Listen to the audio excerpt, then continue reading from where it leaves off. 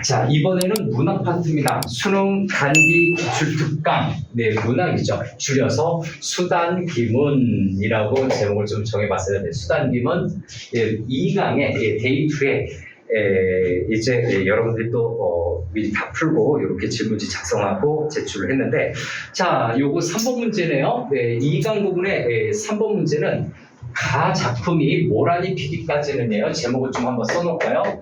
가는 김영랑의 모란이 피기까지는 이라는 작품이고요. 좀 익숙한 작품이죠? 네, 한 번쯤 봤었을 거예요. 그 다음 나는 김종길의 고고, 높고 고독한 건가요?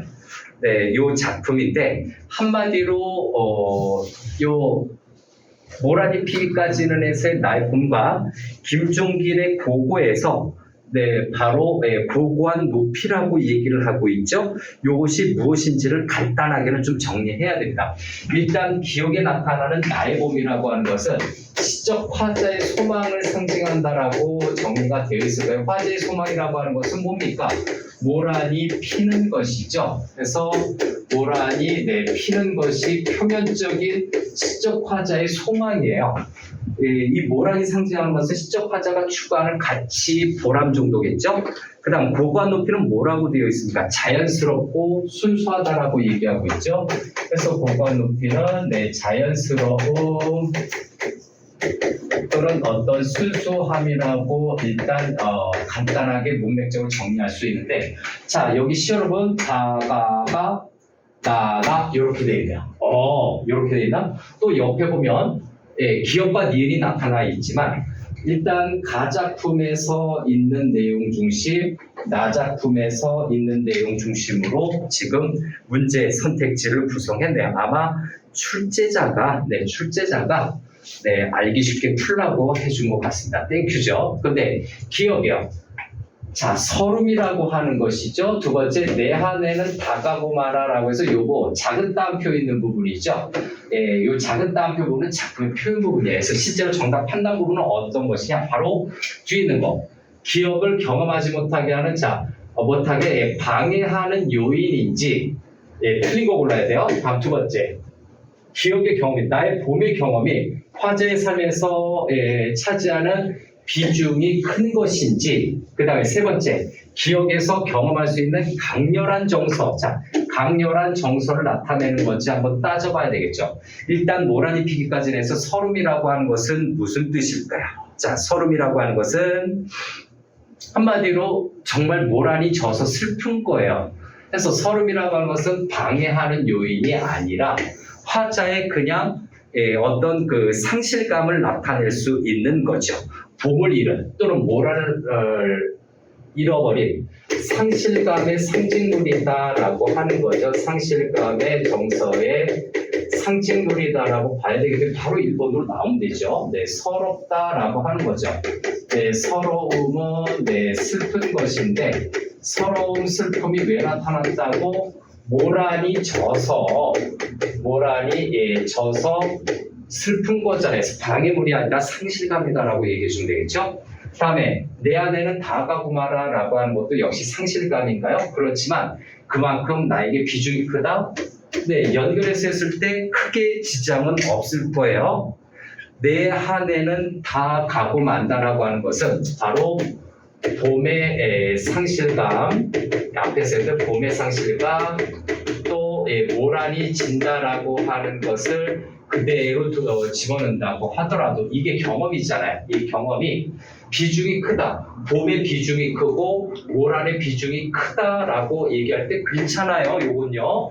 그래서 틀린 걸 골라야 되니까 요게 X표라고 표시할게요. 요건 맞는 내용이 돼요. 요건 맞는 내용이 되고, 다음 찬란한 슬픔이라고 하는 것은 모란이 떨어져서 슬픈 거죠. 강렬한 슬픔인데 찬란한 슬픔이래요. 찬란한 슬픔의 봄인데 찬란한 슬픔, 부정적인 정서와 긍정적인 정서가 있죠. 그래서 요건 역설법에 해당이 되는 거죠. 이 역설법은 말 그대로 강렬한 정서, 정서를 강조하려는 목적이에요. 요거는 이론적인 내용이니까 익혀두면 도움이 됩니다. 그 다음 김종길의 고고로 가죠. 김종길의 고고에서는 무엇을 이야기하고 있습니까? 앞뒤가 똑같은 표현법들이 있나요? 네, 모라리피까지에서도 네, 그 뭐죠? 네, 수미상관적인 표현이 있고, 다음 북한산에서 네, 1년과 수미상관, 네, 마지막 년에 김종길의 고국 마지막 년에 두 해이 1년과 또 수미상관으로 이루어져 있죠. 그래서 거기에 나타난 어느 날 겨울 이른 아침은 그죠? 니은을 경험할 수 있는 특정 시간이다. 핵심은 요거죠. 특정한 시간인지. 자, 한번 따져보죠. 특정. 자, 겨울날 계절이 나타났어요. 계절이 나타났고, 이른 아침은 하루 중에서 어떠한 시간인지 굉장히 구체적으로 표현하고 있거든요. 구체적으로 제시하고 있는데, 특정한 시간이다라고 해서 특정이라는 표현이 괜찮아요. 그래서 요것도 동그라미 맞다는 얘기죠. 나의 가볍게 눈을 쓴다라고 얘기하고 있는데, 자, 가볍게 눈을 쓰는 하는 부분이죠. 니은을 경험하기 위한 고과 높이를 경험하기 위한 대상의 요건을 나타낸다 해서 경험하기 위한 대상의 요건이라고 되어 있는데, 자, 요거는 고고한 높이를 드러내기 위한 거죠. 네, 고고한 높이를 드러내기 위한 조건이다라고 해석을 해준다면 요건 맞습니다. 예, 아주 삼봉우리가 높은 것을 잘 드러내려면 그러한 요건에 해당되는 것, 가볍게 눈을 쓰는 것이라고 하는 거죠. 그래서 다시 한번 네, 적절하지 않은 것, 네, 이렇게 되는데 4번과 5번이 좀 네, 이게 맞는 내용인가? 라고 생각을 해볼 수 있을 거예요. 그래서 지금 질문도 들어온 것은 3번의 찬란한 슬픔은 네, 기억에서 경험할 수 있는 강렬한 네, 정서라고 했는데 이 강렬한 정서는 뭡니까? 모란이 져서 슬픈데 찬란하대. 말도 안 되는 거죠. 사이코죠. 야, 으까분쩍하게 슬퍼. 화려하게 슬퍼. 이런 얘기를 하는 거죠. 그만큼 말도 안 되는 내용을 통해서 강조하는 역설법이다. 라고 하는 거죠. 그 다음에 다음으로 네, 4번 문제로 바로 넘어갈게요. 자, 4번 문제로 넘어가 보면 좀 옆으로 가야 되나? 자, 옆으로 가서 4번 문제를 보니까 자, 요거는 네, 한 그리움이 다른 그리움에게 라고 하는 건데요. 요거 지문에 대한 어떤 해설된 내용을 좀 보고 문제를 접근하면 훨씬 더 편하기는 합니다. 자, 봅시다. 어떤 내용인지.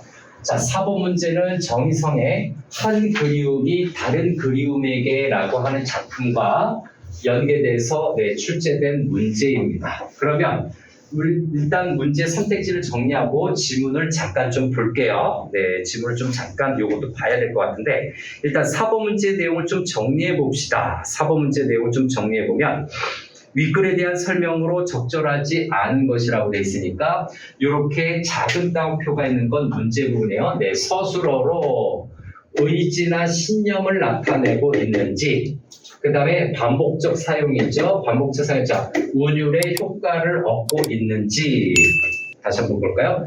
조금 더 옆으로 네, 운율의 효과를 얻고 있는지 해서 반복적 사용으로 모모로 해서 모모로로 지금 여기 끊기고 있죠.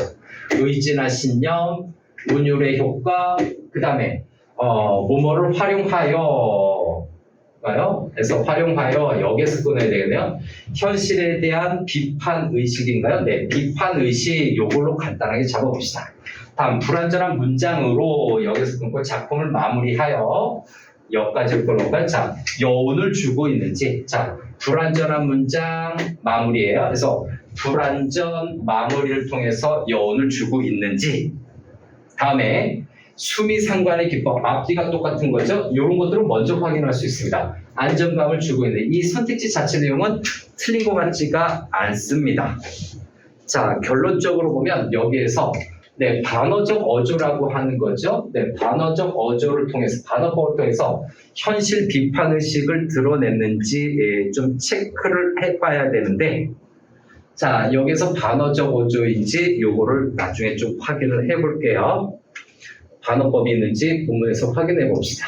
그래서 작품에 해설된 내용을 잠깐 좀 참고해서 보면, 요 내용인가요? 네. 어느 날, 요게 한 그림이 다른 그림이. 자, 어느 날 당신과 내가 날과 시로 만나서 해서 당신과 내가니까 자 미래 어느 날이죠. 당신은 시적 대상이에요. 그래서 시적 대상이고 내가라고 하는 것은 내 시적 화자죠.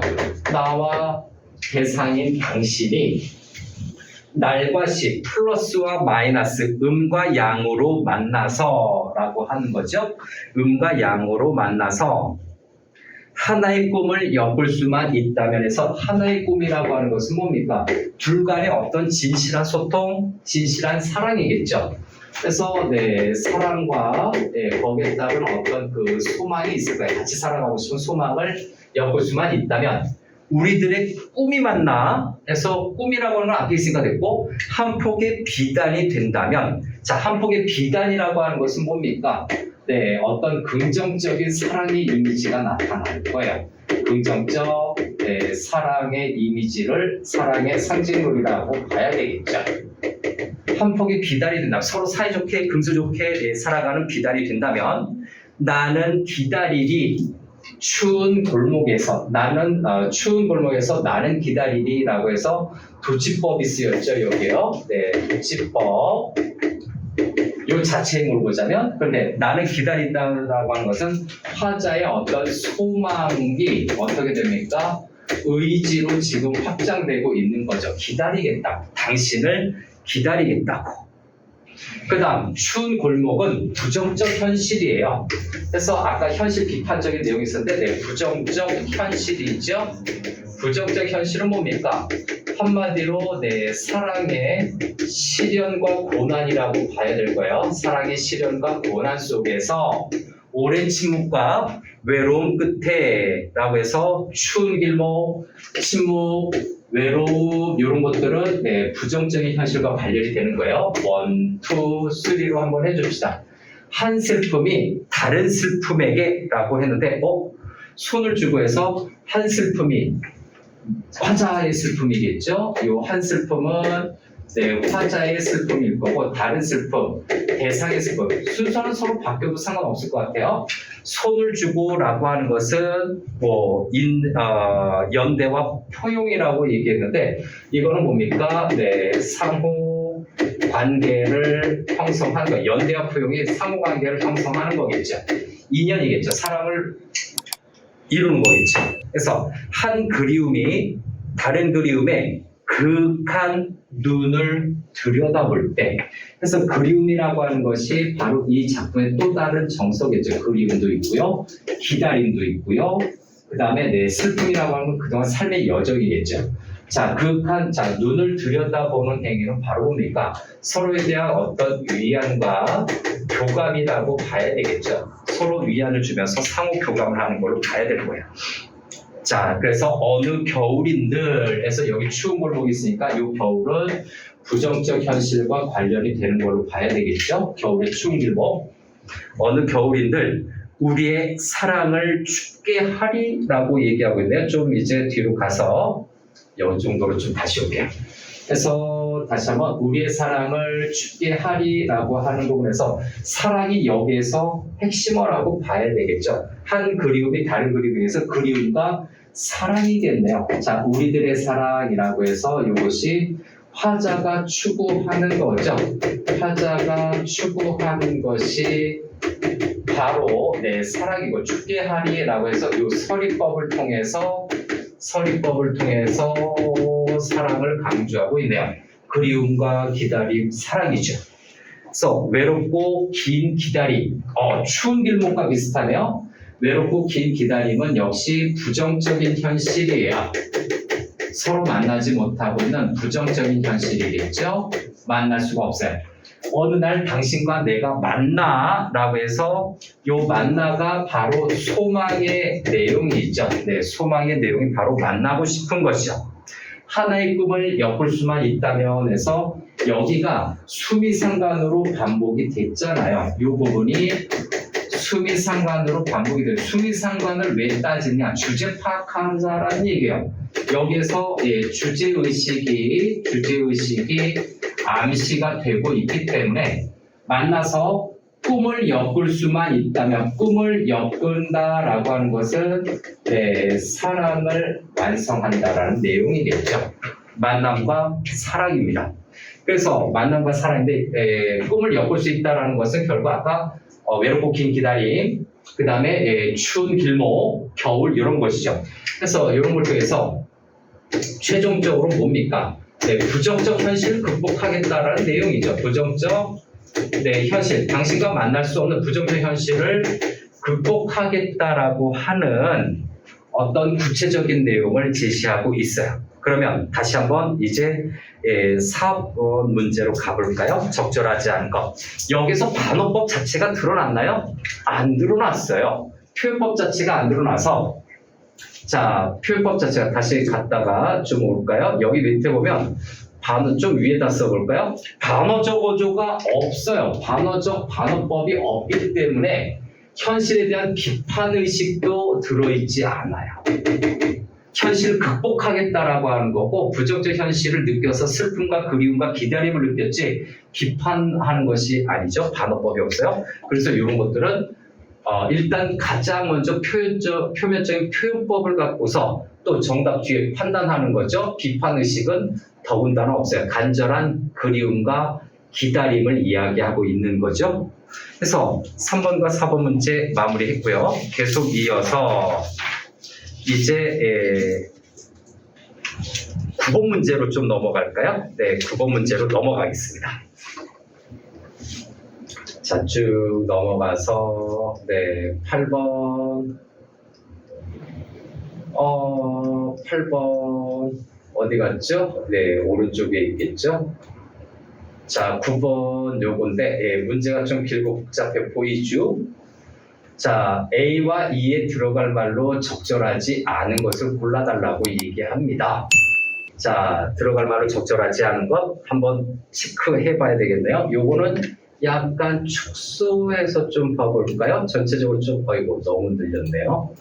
그래서 약간 축소해서 보면 적절하지 않은 것 한번 보겠습니다. 적절하지 않은 거요? 네, 학습활동이라고 되어 있는데 일단 보기를 한번 좀 정리하죠.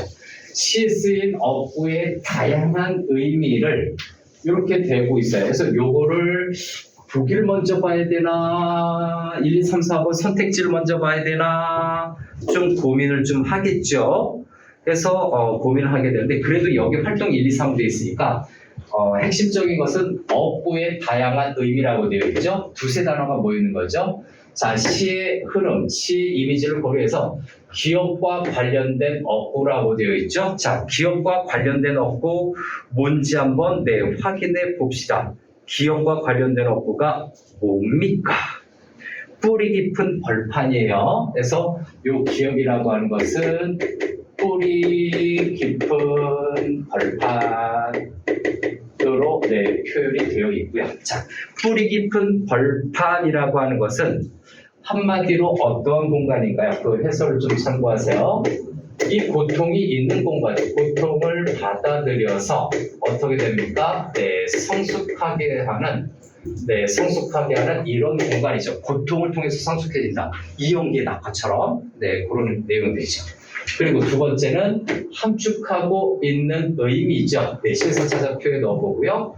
그 다음에 함축하고 있는 의미를 찾아보고요. 그래서 다양한 시적 의미를 보자라고 되어 있죠. 그래서 활동이 기업과 관련된 것은 여기, 그 다음에 함축하고 있는 의미는 여기 활동이니까 요거는 여기로 가야 되겠죠. 여기와 연결이 되는 거구나 라고 하는 것은 충분히 느낄 수 있습니다. 자, 그래서 이제 1번부터 차례대로 좀 볼까요? 갈대, 하늘, 바람, 밤, 손. 흔들리죠. 이제 초월적 공간 막을 수 없는 경우인데 A, B, C, D가 있으니까 1번, 2번, 3번, 3번, 5번이네요. 문제로 오면 1번, 2번, 3번, 4번, 5번이니까 순차적으로 맞춰서 갈대를 보고서 1번을 판단하면 되죠. 그런데 선택지에 다 써져 있네요. 조금 더 내려와서 자, 요 정도에서 한번 봅시다. 1년의 갈대처럼 흔들리는 존재도 뿌리를 내릴 수 있음을 보면, 그죠? 갈대죠?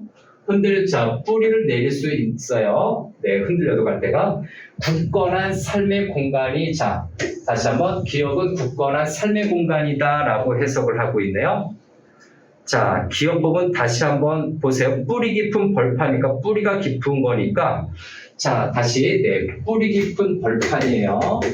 다시 한번, 뿌리 깊은 벌판이라고 하는 요 표현 자체가 굳건한 삶의 공간이 될 수가 있을까요? 괜찮네요? 괜찮네요? 안 흔들리니까, 덜 흔들릴 테니까 괜찮아요? 다음, 하늘의 아래를 반복하여 표현한 것을 보면 기억은 초월적 공간에 대응되는 현실적인 공간을 뜻하겠고 해서 결론은 현실적인 공간이라는 뜻입니다. 하늘의 아래라고 얘기를 하는 것이 현실적인 공간인가요?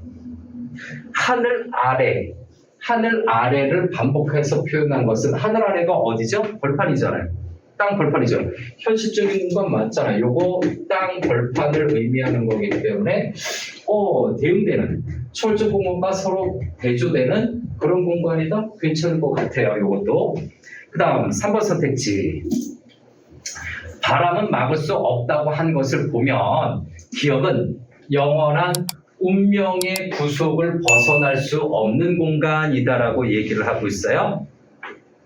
자, 바람을 막을 수 없다라고 얘기를 하고 있는데 바로 그 다음 내용을 보니까 영원한 눈물이란 없느니라라고 또 얘기를 하고 있어요. 즉 이 말은 뭡니까?